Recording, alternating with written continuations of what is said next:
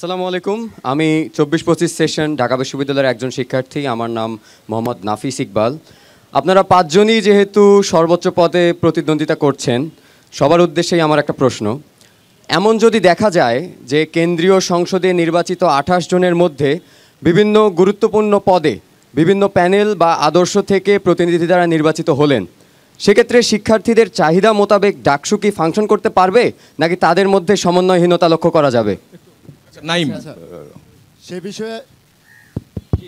সে বিষয়ে আমি বলতে চাই যে ডাকসুটা কিন্তু শুধুমাত্র একটা রাজনৈতিক একটা দলের প্যানেল হবে না।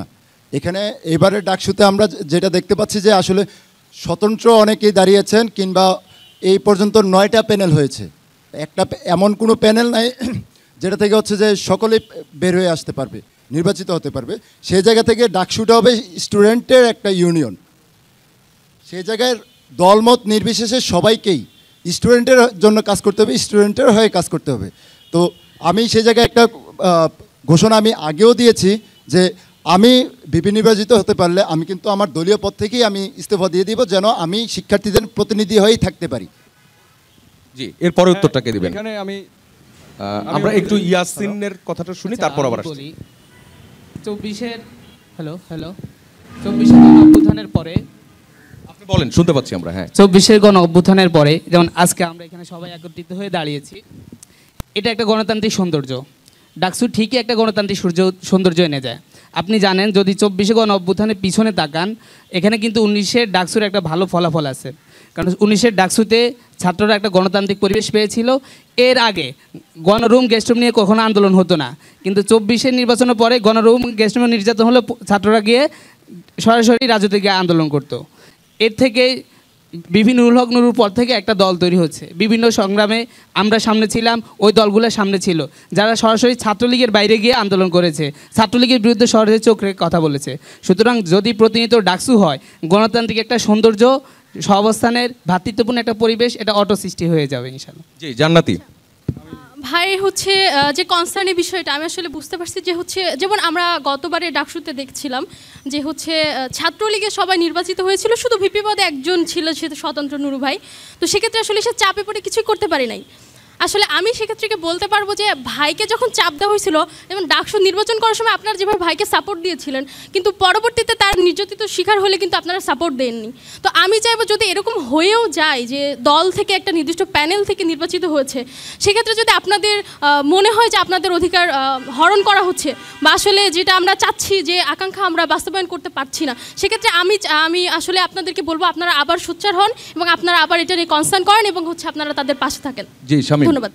এখানেই হ্যালো হ্যাঁ, শুনতে পাচ্ছি আপনি। এখানেই আমি মূলত প্রপোজিশনটা দিয়েছি স্টুডেন্টস অটোনমি, মানে ছাত্ররা তাদের নিজস্ব প্রতিনিধি নির্ধারিত করবে।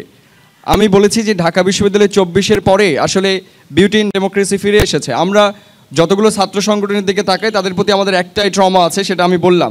তার বাইরে কিন্তু তাদের আমি খারাপ বলছি না, তারা কিন্তু বাংলাদেশের সমস্ত আন্দোলনের নেতৃত্ব দিচ্ছে। কিন্তু শুধু নাগরিক দায়িত্ব পালন করলে তো হবে না, ছাত্রর দায়িত্ব আছে।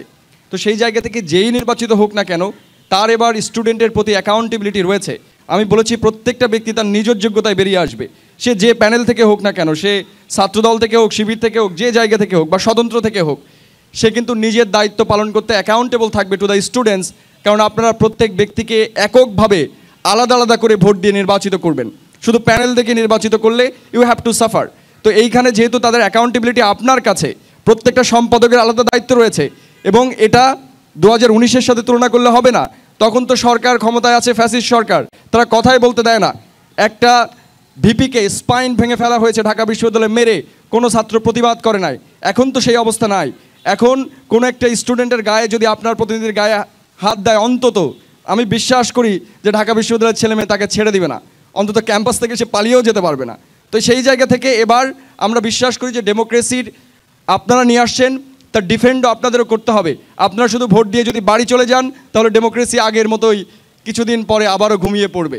সো কুম্ভকর্ণের মতো থাকলে হবে না, সবসময় অ্যালার্ট থাকতে হবে এবং আপনাকে অ্যাকাউন্টেবল করতে হবে। যাকে আপনি ভোট দিয়েছেন তার অ্যাকাউন্টেবিলিটি নিশ্চিত করা নাগরিক ছাত্র হিসেবে আপনার দায়িত্ব বলে আমি মনে করি। খালেদের উত্তরটা জানতে চাই। আচ্ছা, যে প্রশ্নটা উনি করেছেন যে যদি বিভিন্ন প্যানেল থেকে বা বিভিন্ন মতাদর্শের বিভিন্ন মতের লোকজন নির্বাচিত হয় একসাথে কাজ করতে পারবে কিনা, দূরত্ব তৈরি হবে কিনা, আমি এই জায়গায় বলবো যে এর একটা উদাহরণ কিন্তু আমাদের নির্বাচনের আগে বর্তমানে চলছে। আপনারা দেখছেন যে এখানে সবগুলো এবার স্বতন্ত্র হোক কোনো প্যানেল থেকে হোক, প্যানেলও স্বতন্ত্র আছে, দলীয় প্যানেল আছে, সবগুলো কিন্তু মিলেমিশে কাজ করছে, আমরা আগ থেকে সেটা প্রমাণিত হচ্ছে।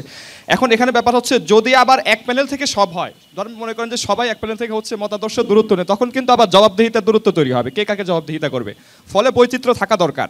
আর ঢাকা ইউনিভার্সিটি যেহেতু একটি মাল্টি কালচারাল ইনস্টিটিউট, ফলে এখান থেকে বিভিন্ন মতাদর্শের বিভিন্ন মতের মানুষজন থাকবে, সেটা নেতৃত্বে আসবে।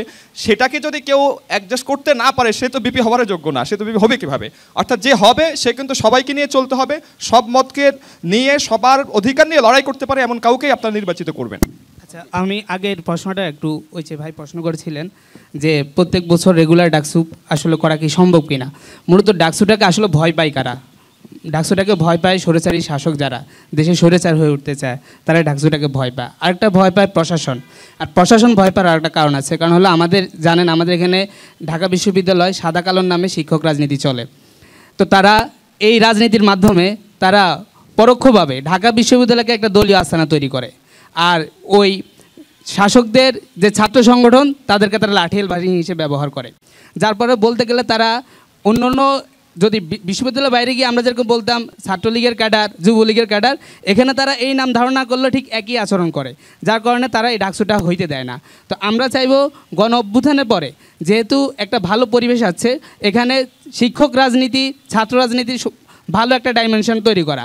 এখানে কাউকে পুনরায় স্বৈরাচার হইতে দেওয়া যাবে না, এটা আমাদের সকলের দায়িত্ব, এটা শুধু একজনের দায়িত্ব না। আমরা সবাই চাইব যে এখানে পুনরায় কেউ যদি আবার স্বৈরাচার আধিপত্যবাদ কায়েম করতে চায়, আমরা সেই 5 আগস্টের মধ্যে আবার তাদেরকে এভাবে কবর দিয়ে দিব। ঠিক আছে, এখানে আমি 10টা সেকেন্ড একটু আগের প্রশ্নের উত্তরে একটা 10টা সেকেন্ড নেই আমি একটা মানে যৌক্তিক একটা কথা বলার জন্য। দেখেন আমাদের ঢাকা বিশ্ববিদ্যালয়ের বর্তমান সাংবাদিক সমিতির যিনি সভাপতি, তিনি হচ্ছে নির্বাচনে দাঁড়াতে চেয়েছিলেন, কিন্তু হচ্ছে সেখানে গঠনতন্ত্রে আছে যে যদি নির্বাচনের বাইরে কোনো কিছুতে দাঁড়াতে হয় তাহলে তাকে ঢাকা বিশ্ববিদ্যালয়ের সাংবাদিক সমিতির পদ ছাড়তে হবে, এ কারণে তিনি দাঁড়ান নেই।